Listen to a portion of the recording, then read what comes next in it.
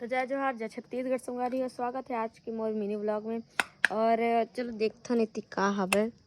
इति हवे का कथे भाभी ला, का कथे ला आमक गोदाम, आम के पापड़ी कथे शायद गोदाम दादा मैं नहीं जाना।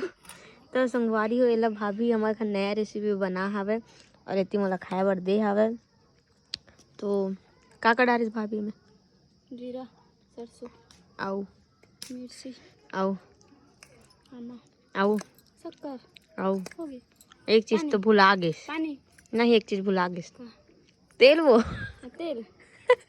हाँ तो संगवारी हो भाभी हमारे घर नया रेसिपी बना के ला है। और एला कहाँ सीख के आस भाखरी की भागरी का हरे एकर मई के हरे ऊंचे ले सीख के आ हवे और मोला भी खाए बर दे हवे। तो चलो टेस्ट करते हैं।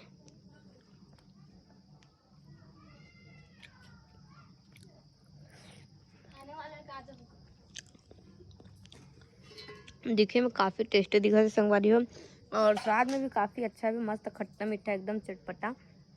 और बहुत दिन की इसने शौक रही से मुझे खाए के, तो फाइनली आज पूरा हो गए। तो अभी की वीडियो अच्छे तक लाइक करो, कमेंट करो, शेयर करो।